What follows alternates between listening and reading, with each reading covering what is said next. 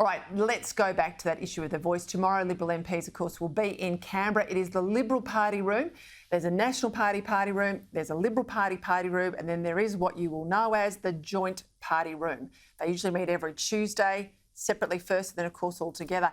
The Nats have long had a position on principle they will not support the voice.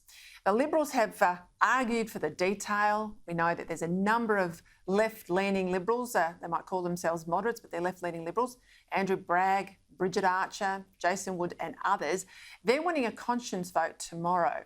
Now, we'll get into what a conscience vote means. And if this is the sort of decision you'd have a conscience vote on, John Howard says not. We know also that there's a parliamentary inquiry. Now that the legislation's in, a committee of the parliament, so it'll be of all types of politicians there, of all parties, they will look at the detail of what's proposed. They're due to report back on the 15th of May. So a lot is at stake tomorrow. Digging into some of the detail, Chris Merritt joins me now, Legal Affairs contributor at The Australian and Vice President too of the Rule of Law Institute. Chris, welcome. I'll get to that conscience vote point if I can at the outset. John Howard said, and this is something that's been in The Australian in recent months, a conscience vote issue is a life or death issue, hence the term conscience. He said this doesn't meet the preconditions of a conscience vote. He says it should be a party position. I went through a list of left-leaning Liberals who want a conscience vote declared tomorrow. What's your thoughts here? Well, let's look at what's at stake here. What's clearly at stake is the future of the doctrine of equality of citizenship. What we're confronted with is a proposal to give a race-based, not necessarily elected group the right to make submissions on everything, on all laws, all public policy decisions, all administrative decisions.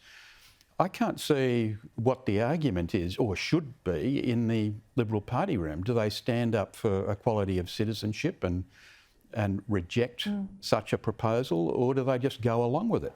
The mistake a lot of people make is equating recognition of Indigenous people with the voice. They're two separate critters.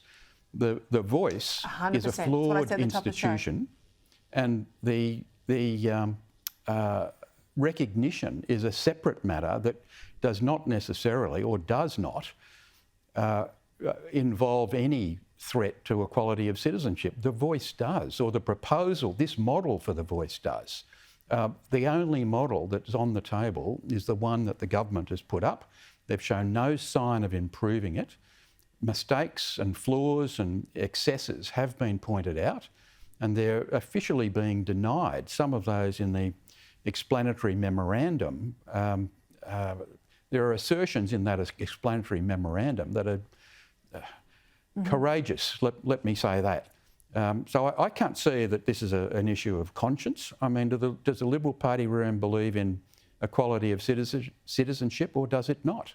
That's the issue. I'll get to the EM in a moment, the explanatory memorandum, because I think you make a very good point there. But of course, you know, put it into another context. If we were saying that given women have only had the vote for about 100 years and for many years could own property, even as late as the 1960s, if they were working in the public service and they got married, they had to resign their job.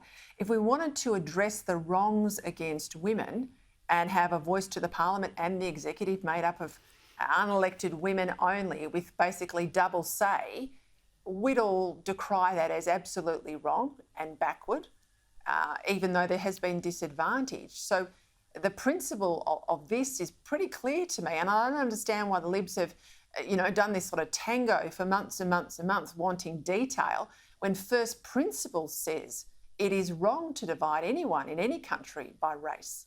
In fact, we've signed up to a convention that says that, the International Convention on the Elimination of Racial Discrimination. It actually makes the point in the first article that racial preference can be or is racial discrimination. And what are we talking about here? We're talking about a system that would provide people of a particular race with a second method of influencing public policy and lawmaking. Now, that is acceptable if it's temporary and it ceases when that particular racial group achieves equality. So equality is the fundamental principle that underpins the human rights that are at stake here. This was made very clear by Lorraine Finlay before she was apparently silenced by the Australian Human Rights Commission.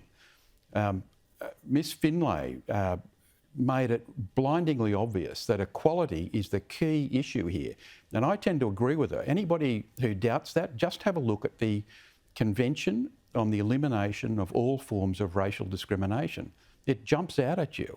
And the problem is that the explanatory memorandum, it talks about all sorts of provisions and human rights requirements and treaties and conventions. It even mentions that one, but it doesn't mention the key provision, Article 1.4. And I can't see how the current arrangement, the current proposal that's been put forward in the Parliament, how that does not amount to a breach of that convention. And just a point I was making before about the EM, or I started to make about the EM, of course, I want to say to people at home, when the judges go to interpret a dispute about the voice, let's say it gets up and it's in the Constitution and the voice says we can get into discussions about where we put our military bases, for example. The Prime Minister says, oh no, it's nothing to do with defence. It heads off to the High Court. Things like the EM, the explanatory memorandum, which are not the act that'll go through the Parliament, that sort of stuff can be read by the judges, can be added to the interpretation so that they lean one way or another. I've got to get your take. Yesterday's speech by Julian Leeser, clearly long-standing supporter of the voice. He's also the Shadow Attorney General, so there's no contestability. I would have put those two jobs with different people because you want in a debate like this the AG or Shadow AG to contest the points made by the Indigenous Minister and vice versa, but both positions are in the one person. I think that's a problem. He says, well, we want a separate voice. We don't like Labor's voice, but we sort of agree with the voice in principle. And we want to delay the process because we want to sort of tidy up some sections, clauses in particular sections. Now, that's going to muddle things tomorrow, I'm sure, because if that's his starting point, are we going to get a result from the Liberal Party tomorrow, do you think? Or are they going to go around in circles again? Well, Julian Leeser's proposal is a dramatic improvement on the scheme that has been introduced in Parliament, but Julian Leeser's scheme is not what has been introduced to Parliament. The only thing that is on the table is the scheme backed by the government. Julian Leeser's idea, which would address one of the main practical problems, or several of the main practical problems, okay, that's great, but it doesn't make them go away. It simply would take the actionable parts of the voice out of the Constitution and make it a requirement of statute.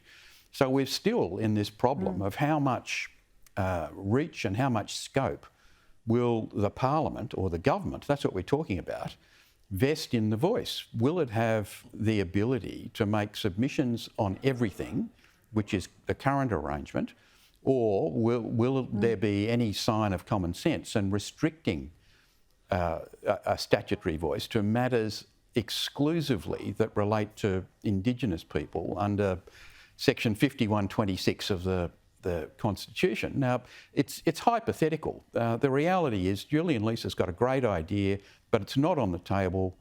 The government has shown no sign of taking on board any of the criticism or analysis that has pointed out to problems with the current proposal. And the current proposal is what's before us.